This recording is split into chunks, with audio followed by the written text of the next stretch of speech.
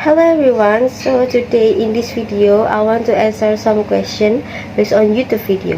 The title is The Real Secret to Self-Confidence You've Been Doing It Wrong by Dr. Thomas Smithyman. Let's get started. Question number 1 is about common misconception about self-confidence. Many people believe that self-confidence means always appearing strong, certain, or perfect. They think it means never feeling doubt or fear. Question number 2 is about difference between fake confidence and authentic self-confidence. For me, fake confidence appears confidence but is actually uncomfortable with oneself and focus on how others see you. And now, authentic self-confidence comes from self-understanding and self-acceptance, not just external appearance. Research shows it is more stable and satisfying. Question number 3 is about status signaling modeling of self-esteem. This model explains that people use certain behavior to signal their status or worth. Fake confidence may seem attractive at first because it signals strength or competence, but is only superficial and not lasting. Question number 4 is about why faking confidence fails long-term. The first reason is because it drains mental energy because of constantly pretending. The second reason is because reduced relationship quality because others sense inauthenticity. The third reason is because can increase anxiety and self-satisfaction. And now question number 5 is about characteristic of genuinely self-confident people.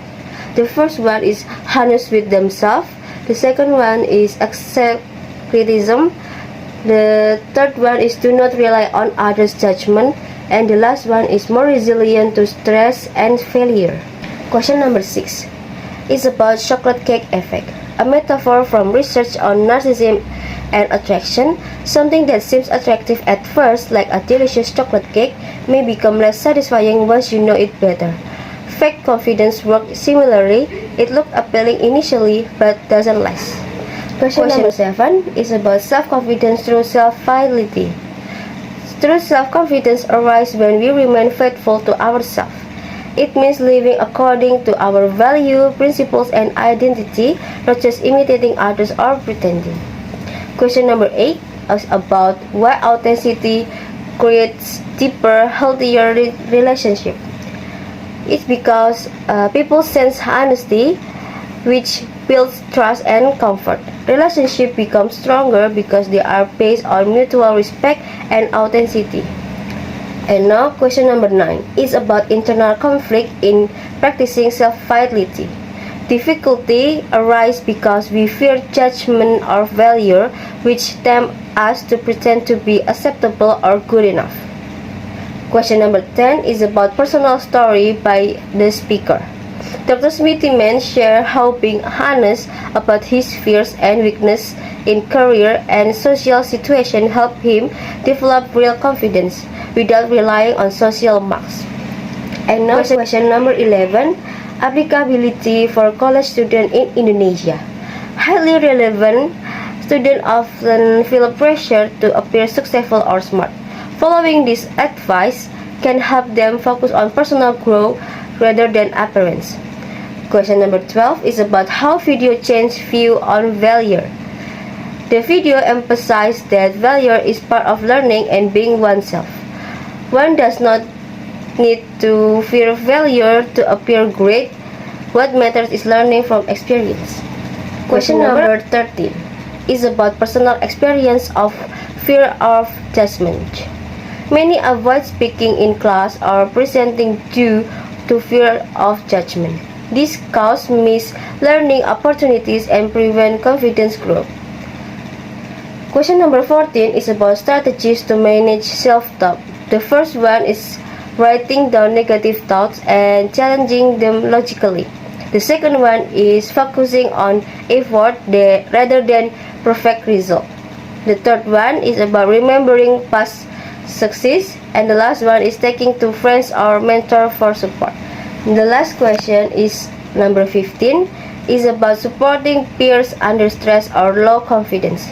The first one is listen without judgment.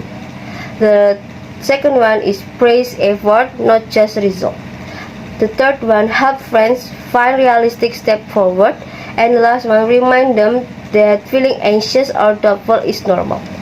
I think that's all the answer that I can give from the question based on YouTube video, and I hope you guys understand. But now I'm going to give you a critical listening journey. Let's get started. Now I'm going to give you a critical listening journey. The first question is about my listening experience in high school. In high school, my listening experience in English was quite strong. I had been taking English lesson from kindergarten through high school, which include regular listening practice. We also had listening tests that helped me develop my skill and confidence in understanding English audio materials. Because of this consistent exposure, I felt more comfortable listening to English compared to many of my classmates. The second question is about, were high school listening lesson enough for university? I don't think high school listening lesson fully prepare me for university listening tasks. The listening material in high school were simpler and slower, while university lectures and videos are longer, faster, and use more academic vocabulary. Therefore, I feel underprepared for the variety and speeds of university listening. Question number 3 is about biggest problem when English listening now. The first one is understanding fast speech. Sometimes speakers talk quickly and I cannot catch every word, which make it hard to follow the main ideas. The second one is the new vocabulary and accents. When the speaker uses unfamiliar words or has a different accent, I struggle to understand the meaning immediately. This issue can make listening tiring and frustrating. Question number 4 is about feeling about listening before critical listening course. Before taking this course, I felt a bit nervous but mostly curious about listening tasks. Since I had practiced English listening for many years, I was confident in understanding basic conversation. However, I sometimes feel unsure when listening to longer lectures or unfamiliar accent, so there was still a little anxiety. Question number 5 is about improvement after one semester. After one semester, I noticed that my listening skills have improved.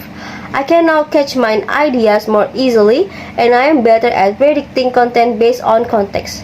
I also feel more comfortable with listening to different accents and longer lectures. Question number 6 is about most helpful activity or topic. The activity that helped me the most was listening to authentic podcasts and lectures, then summarizing them.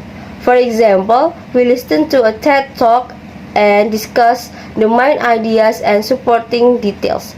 This practice trained me to focus on key points instead of trying to understand every single word. Question number 7 is about confidence improvement. Yes, I feel more confident now. I am less afraid of missing details because I have learned strategies like note-taking, predicting content, and identifying signal words. These strategies made me feel in control during listening tasks. Question number 8 is about dealing with fears, anxiety, or judgment. This course helped me reduce anxiety by encouraging me to focus on understanding rather than perfection. Group activities and class discussion made me realize that making mistakes is natural and it is okay to not understand everything immediately. And now question number 9 is about listening goal after this semester. My goal is to listen to at least 3 English podcasts or lectures per week and summarize them in writing or orally. I want to improve both comprehension and note-taking skills. The last question, or number 10, is about support needed. I would appreciate feedback from my lecturer on my summaries and comprehension, as well as practice discussion with friends to improve my confidence and speaking while responding to listening tasks. I think that's all that I can say and I can explain about my critical listening journey. I hope you understand and see you next time. Bye bye.